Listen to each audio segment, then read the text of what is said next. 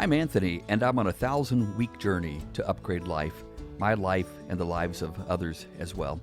The last video that I did showcased presidential history in the United States, and it looks something like this. Greens, yellows, not that exciting, and not that sophisticated in terms of rendering visual data. So I'm monkeying around with this subset to my main timeline, and here's what it looks like now. This is the timeline of U.S. presidents from, down here in the bottom right, Joe Biden in his first month of office in January 2021, all the way back to George Washington's first month in office in 1789. What I've done is I've color-coded this to make a little more sense out of things. And let me break that down for you, because I'll keep building this timeline as I work through reading all of the 46 presidential biographies. I went ahead and used standard colors such as blue for the Democrats and red for the Republicans. And so you can see we've got Joe Biden down here in dark blue. That represents that he was president because it's in dark blue, and the text, if I were to zoom in, would be in white writing. And I will zoom in here eventually. The red represents Republican presidents. So we've got Joe Biden. Up here, we've got Donald Trump. And then we've got Barack Obama. We've got George W. Bush. We've got Bill Clinton. And I've added the names up at the very top here in a much larger font, so I can actually see what all these columns are. It makes a bit more sense now, and I don't have to do some guesswork as I did before. Over on the far left of this chart, I've got the ages, so you can see exactly where everybody was when they were 49 years old, for example, cutting across U.S. history here. So dark blue for Democratic presidents, dark red for Republican presidents. Now I do have some lighter colors, and I've got a light blue, and what that represents is a Democratic vice president. So you can see these are the years of Joe Biden in his vice presidency under Obama. And again, this chart is all sequenced by how old people are. So you can see this gap between Barack Obama becoming president at the age of roughly 48, 47, and Joe Biden becoming Barack Obama's vice president at the age of about 66 at that time. I also have lighter red, kind of ran out of color, so I had to be somewhat creative, I guess. So we've got Bush 41, George H.W. Bush, and you can see that he was president here after Reagan, but was vice president for 2 terms prior to that. So dark blue, dark red, light red, representing presidencies of both Democrats and Republicans. Now I've got another color, this cream color, which is representative of being involved in the national legislature. So in other words, they're a United States senator or a member of the United States House of Representatives.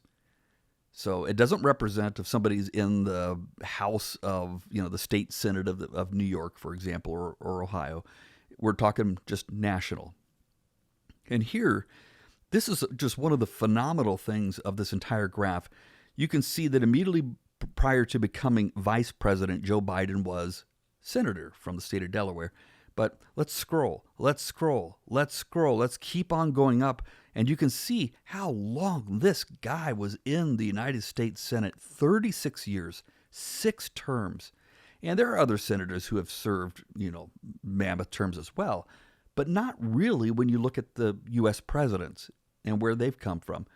Here you've got LBJ, who Robert Caro calls the master of the Senate, and you can see that he serves a long time too, but it's not as long as Joe Biden.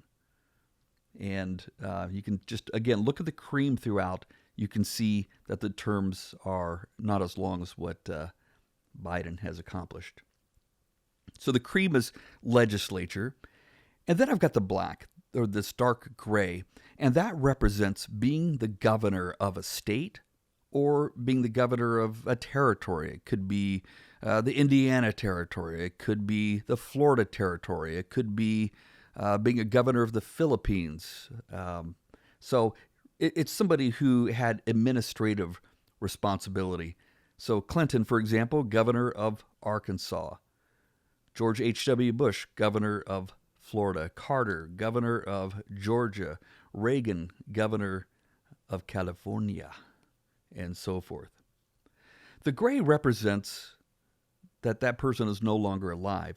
So we've got JFK, just taking a look at his life. He got elected to the Senate around the age of 30. I think he was even 29 and served in that Senate up until the time he was 43-ish, upon which he became president. And then, of course, with his assassination. So that column is coded gray before it had been green. And what's interesting to note is most of these presidents lived a fairly long time. You don't have, when you look across history here, you see JFK being assassinated when he was, in fact, we could zoom in and get the exact age on that. That would have been in his 46th year, about his 7th month, right in that ballpark. So let me zoom back out here and we'll look at the full picture again. And when you look across, let's look into the future, you don't have any president who has died at the age of 46 or younger. In fact, after JFK, we have to come all the way down to LBJ, who was 64 when he passed away. After LBJ, we got to go all the way down to Nixon, who passed away in his 80s, early 80s. And then after that, you've got Ford, who was, let me zoom in a little bit better here, or I'll scroll over. Ford, who was 93. You've got Ronald Reagan, who was 93. You've got George Herbert Walker Bush, who was 94 and still living. We've got Clinton. We've got George W. Bush. We've got Obama, who we all saw at the inauguration of Biden. Trump is still alive, and of course Biden is as well. Prior to JFK, let's go back up to his column here and match that up to the top. We can scroll on back, and again, there's not a whole lot of gray here. We get to 57 years old when Harding passes away. Up here, Garfield passed away at the younger age of, let's see, where is he at? Looks like it was roughly 50 in that ballpark. But, for the most part, these people were living a fairly long life. Polk, another young one who passed away, looks like at the age of about 53. A couple other colors I get to here. This is the I was going to say the reign. It's the administration of George Washington, and you can see he was a 2-term president here. I coded him as green because he was unaffiliated, and I needed to have some color to represent that. You also had the Democrat/Republican Party, of which these 5 presidents were members of. And you've got 2. You've got Adams, for example, who was vice president before he became president, so that's represented here. So he was VP, obviously, under Washington. You've got Thomas Jefferson, who was vice president here under Adams during that term. And then you've got Madison, Monroe, and John Quincy Adams, who is just such a fascinating character. I'm really going to look forward to reading more about his life. Let me just zoom in up to the top here real quickly to John Quincy Adams. And I don't know what you were doing when you were in the 5th and 6th grade and whatnot, but this guy, I'll go in even closer here. And again, I have not filled in all the details here, but when he's about 10 years old, he heads over to France with his father, who was not yet president, but was ambassador over into Europe. And so he heads over with his father to France. And, that's cool and all. He's drinking up all the culture and life in Paris. But when he's 13, at the very end of his 13th year, he heads over by himself to St. Petersburg, Russia, where he becomes a secretary to the American diplomat. Then he spends 2.5 to 3 years there in Russia. He comes back, goes to The Hague, and these dates aren't necessarily precise. I'll really nail that stuff down when I read biographies and access more reliable sources. But, he's in the Netherlands, he's in London, and then he goes into Harvard as a junior at the age of 18. But think about that life experience from the age of 10 to 18. I mean, just talk about drinking in the world and having a wonderful sense of cultures. Okay, let's go go back out to the broad view here. And one interesting thing that we have to point out about this cream color that represents being in the Senate or the House. If we go down to the very bottom here, you can see something interesting about John Quincy Adams. And that is this long stretch of cream right here, which you can't see for any other president. When they quit, they generally quit. At least back in the day, these people all had amazing estates, often in Virginia, and they would just, go take care of business there for the rest of their lives. But not John Quincy Adams. Something about him was special, and he went into the House as just a U.S. representative at the age of 63 and continued in that capacity until he was 80. So in terms of holding an official government office at the national level, I think I'm correct in saying this, John Quincy Adams holds that record for being the very oldest person to hold that office. So he is at 80, and Joe Biden is only at 78. So Joe Biden's got until about the midterms to catch up with John Quincy Adams and see if he can surpass him. One other color is the orange, and these are the 4 Whig candidates. So Harrison, Tyler, and we skip over the Democrat polk and get to Taylor and Fillmore. So you can see Fillmore, he's orange, but light orange. That represents that he was vice president. So again, this chart is organized by how old people are at a particular time. So, we can go back and see, for example, who's the first person who really comes on the scene in terms of doing national politics. And here we've got Monroe, James Monroe, age 25, doing something with either Congress or the Senate. Let me scroll over, and he's the youngest. James Monroe is the youngest.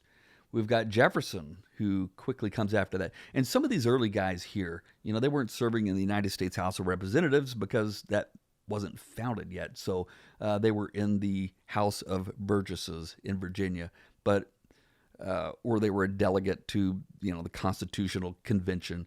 I think that's legitimate enough to qualify for representing your nation when it comes to legislation. So I went ahead and granted those colors here to show that influence. And that's where Monroe would have been. Let me zoom in here a little bit closer. And you can see that he was a delegate to the Congress of the Confederation at the age of 25. Well, what about Biden? Let's scroll back over to him, and you can see at the age of 29, he becomes elected in November, and he begins to serve in the Senate here in the first part of his 30th year. So it looks like he was elected to the Senate, during the beginning of his 30th year, if that's correct. And then the 4th month of his 30th year, he begins to serve in the Senate. So what I'm trying to do now is just go through and fill out this data of people's early years, how they grew up, how they went to school, how they made the transition to whatever university they ended up attending, how they made the transition into their careers by becoming attorneys, many of them, and then what led them ultimately to the presidency. It is interesting to see different paths. Like for Biden, clearly United States Senate, vice presidency for another 8 years, and then he becomes president. When you get to Trump, though, you can see here he is an age, well, was he 70? He became president at 70, which is fascinating, right? Because, I mean, you think of Ronald Reagan being old, but Ronald Reagan was governor of the state of California at 56. 14 years prior to that, he had served in that capacity. Anyway, about Trump, just looking back, there's no previous experience in terms of legislature or in terms of governing a state. Of course, he's got his business dealings and all that. And that's, of course, why a lot of people elected him, was precisely because he didn't have this pedigree and all this experience that might indicate that one is, in fact, among the creatures of the swamp. Check this one out, too. You got George W. Bush, who was governor of Texas beginning at the age of 48. How does that compare to his dad? I always think of George H.W. Bush as being an old guy. I saw him come through Xenia, Ohio, as he was campaigning prior to becoming president. And must have been 91 or so. But, he seemed like an old guy then, and, certainly did in years after that, especially during his presidency. But when you look at the comparison, George W. Bush had already served 2 terms as governor of the state of Texas before his father ever became vice president of the United States, which he then continued for 2 terms.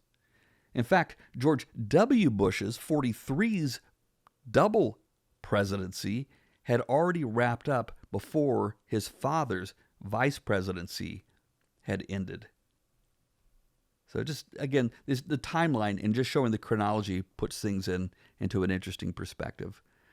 I think I pointed this out in the last video, but you can see it better now. We've got red representing the Republicans. And when you look at recent years, let's just say from Carter to the present, you've got red, red, red, red. These are older guys who are down here toward the more end of their life. Biden is the anomaly. He's the aberration who's kind of standing out here differently, because we've got presidents like Obama and Clinton and Carter and JFK, and even we could put LBJ here in the mix, who are all somewhat younger relative to the rest of the chart. So I think that covers most of the colors, probably all the colors. So the goal is to get in here and read all these biographies and begin to fill out the details of, where they were at the age of whatever, and start seeing trends and just interesting connections between all these people. So again, let me go back to the regular chart that I've got here for the presidents. In fact, I'll back out and show you the full view. And I don't have great titles here on this one, but on my main chart, I kept the colors simple, but this represents here in real time as it unfolds down the calendar. This is the first presidency here of George Washington. And then we get to John Adams. And then we drop down to Thomas Jefferson. So there is a sequence that just keeps going all the way down until we get to the 2 terms of, I believe, Grover Cleveland, and things get a little bit interesting there because he has 2 blocks of yellow. So one other interesting thing that I'll point out is this column right here, which represents the life of Benjamin Franklin. And he's, of course, not a U.S. president, but he was so instrumental in the forming and the foundation of the country that I included him here so I could see what his actions were parallel to the others. But you can see he dies just very shortly after the beginning of Washington's presidency. And if I scroll up to the top here, let me get my bearings on that column again. It's right here, right there. Let me keep on scrolling. until I reach the point, and I already have, in which George Washington was born. And here's Adams being born. Here's Jefferson being born, and Madison and Monroe. So back up here to Thomas Jefferson, and just keep on scrolling, keep on scrolling, keep on scrolling. This guy's got 31 years, I believe that's correct, of life experience before any of the other founding fathers, at least the U.S. presidents, came on the scene. So that's fascinating. That's why he's often referred to as the senior statesman of the American Revolution, and that makes sense certainly from the chart. So anyway, I again will put up a copy of this chart on in a Dropbox link for Patreon members who are interested in having this resource updated on a regular basis. I'm Anthony, and I encourage you to keep on upgrading. Thanks.